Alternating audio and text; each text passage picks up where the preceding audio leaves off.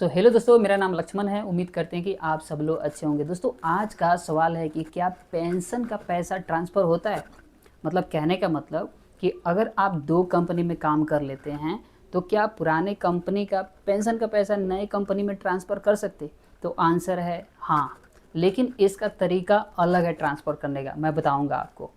पहले बता दूँ कि ये ट्रांसफ़र का क्या प्रक्रिया है। जनरली होता क्या है कि जब हम एक कंपनी में काम कर लेते हैं पहले और फिर दूसरे में ज्वाइन करते हैं छोड़ करके, तो हमें पहले कंपनी का पैसा क्या करना होता है, दूसरे में ट्रांसफ़र करना होता है। तब जा कर के पूरा पीएफ का पैसा जो है एक बार में हम निकाल सकते हैं, नहीं तो दो जगह अलग अलग बटी रह जाएगी। और इसको ट्रांसफ़र करने के लिए हम कौन सी फॉर्म भरते हैं, फॉर्म 13 यानी फॉर्म 13 नंबर हम ऑनलाइन भी भर सकते हैं और ऑफलाइन भी भर सकते हैं। तो ये फॉर्म यूज करते हैं पीएफ ट्रांसफ़र करने के लिए। लेकिन अक्सर क्या होता है, जब आप पीएफ ट्रांसफ़र करते हैं तो ट्रांसफ़र तो हो जाता है, वहाँ पे लिखता है कि आपकी जो है क्लेम सेटल हो चुका है, यानी पीएफ ट्रांसफ़र हो चुका है। लेकिन जब आप पासबुक खोल के देखते हैं तो आपको केवल और केवल पीएफ का पैसा ट्रांसफ़र दिखता है। यानी पिछले का कंपनी का पैसा ट्रांसफ़र होती है, लेकिन पीएफ का पैसा मतलब प्रोविडेंट फंड, आपकी जो कंट्रीब्यूशन होती है वो, और कुछ पोर्शन 3.67% होता है कंपनी का, वो केवल वही पीएफ वाला पोर्शन जो है ट्रांसफ़र दिखता है नए कंपनी में। आप देखेंगे पुराना कंपनी जिसमें पहले काम कर चुके हो, पेंशन वाला पोर्शन देखेंगे तो आपका वो वहीं पे दिखाई देगा, यानी पुरानी वाली कंपनी के पासबुक में दिखाई देगा। नए में वो ट्रांसफ़र हुआ हुआ नहीं दिखाई देगा। नए में केवल वही पेंशन का पैसा दिखाई देगा जहाँ पे आपकी जितनी जमा हुई है उतनी ही दिखाई देगा, लेकिन पुराना वाला नहीं दिखाई देगा। तो ये सबके साथ होता है। और पेंशन का पैसा दिखाई नहीं देता, लेकिन पीएफ वाला पैसा जुड़ जाता है। अब आप सोच रहे होंगे कि अभी तक बताया नहीं कि पेंशन का ट्रांसफ़र होता है तो कैसे होता है। देखिए, पेंशन का पैसा आपका जो है ना दिखता नहीं है उसमें, लेकिन हाँ ट्रांसफ़र होता है। और उसमें क्या होता है, ट्रांसफ़र सर्विस ट्रांसफ़र हो जाती है। जैसे मान लीजिए कि आपने पहले वाले कंपनी में 6 महीना काम कर लिया और दूसरे वाले कंपनी में 4 महीना काम कर लिया, तो टोटल 10 महीने की सर्विस हो गई। ठीक है, तो जब आप फॉर्म नंबर 13 भरेंगे पीएफ ट्रांसफ़र का, तो आपका पीएफ तो ट्रांसफ़र हो जाएगा और वो दिखेगा, साथ ही साथ आपकी सर्विस ट्रांसफ़र हो जाती है। यानी ईपीएफओ का उस पेंशन के पैसे से मतलब नहीं है, आपकी सर्विस से मतलब है कि कितने दिन की आपने सर्विस किया, उस बेस पे जो है आपका पेंशन वाला पोर्शन निकलता है। इसलिए सर्विस ट्रांसफ़र होती है, न कि पूरा पेंशन का पैसा ट्रांसफ़र होता है। तो जब अब ध्यान रखिएगा, जब आप फॉर्म 13 भरते हैं तो आपकी सर्विस ट्रांसफ़र हो जाती है और इसका मतलब है कि आपका पेंशन का पैसा भी ट्रांसफ़र हो गया। अब आपका सवाल होगा कि यदि दो जगह पैसे दिखाई दे रहे हैं तो क्या हम फॉर्म भरेंगे पेंशन निकालने के लिए तो पूरा पेंशन का पैसा निकलेगा।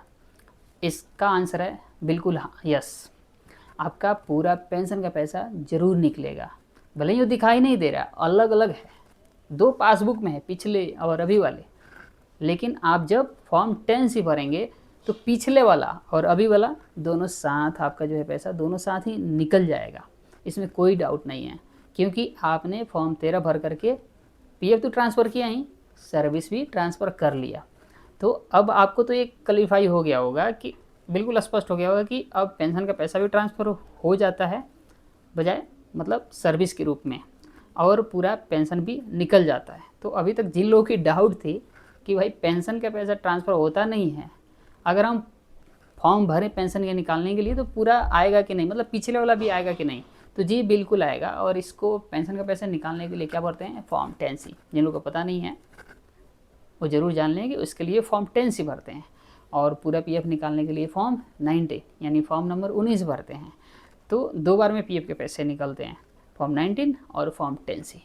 तो इसमें कोई भी मतलब घबराने वाली बात नहीं है कि पैसे दो जगह हैं, निकलेंगे नहीं निकलेंगे, ज़रूर आपके जो है पूरे पैसे ज़रूर एक साथ निकल जाएंगे। अच्छा, इसमें केस एक और आती है कि मान लीजिए आप पहले वाली कंपनी में काम किए और केवल फॉर्म 19 भर करके पैसा निकाल लिए, लेकिन ट्रांसफ़र आप दूसरे में नहीं किए। होता है ना कि आप एक ही कंपनी में काम किए, फॉर्म 19 भर करके निकाल लिए और पेंशन वाला छोड़ दिए, फिर दूसरा ज्वाइन करते हैं, तो उस केस में आपका पैसा फंस जाएगा। तो ध्यान रखिएगा, जब आप फॉर्म 19 भरिएगा तो पेंशन का पैसा जो है अगर आगे काम नहीं करना है तो आप निकाल लीजिएगा, नहीं तो फिर उसके लिए स्कीम सर्टिफिकेट ले लीजिएगा। कन्फ्यूजन हो गई ना मैंने क्या बताया, मतलब कहने का मतलब कि अगर आप फॉर्म 19 भरते हैं ना पूरा पैसे निकालने के लिए, कंपनी छोड़ते हैं फॉर्म 19 भरते हैं पूरा पैसे निकालने के लिए, तो साथ ही फॉर्म 10 से भी भर दीजिएगा कि पेंशन वाला पैसा निकल जाए। अगर आप चाहते हैं कि पेंशन लेना है, फॉर्म 10 से नहीं भरना है, तो फिर स्कीम सर्टिफिकेट के लिए अप्लाई कर दीजिएगा, ताकि आपका जो है ना पेंशन वाला पोर्शन फंसे ना। यानी फॉर्म 19 सेटल का मतलब है कि आपने पूरा हिसाब ले रहे हैं। ठीक है, उम्मीद करते हैं कि इन्फॉर्मेशन आप लोगों के लिए हेल्पफुल रहेगा। आगे आप लोगों की कोई भी मतलब कन्फ्यूजन इस तरह की नहीं होगी। फिर भी कोई भी समस्या आती है, कन्फ्यूजन हुआ समझने में, तो आप कमेंट बॉक्स में कमेंट जरूर करना, या फिर इस व्हाट्सएप नंबर पे मैसेज भी करना, मैं जवाब दूंगा। आप मेरे चैनल पे नए हैं तो सब्सक्राइब कर लीजिएगा। इस पे कर्मचारी से संबंधित सैलरी और EPF ESI आप लोग की बेनिफिट की सारी वीडियो इस पे आती रहती है। तो चलिए मिलते हैं अगले वीडियो में, तब तक के लिए नमस्कार, बाय बाय।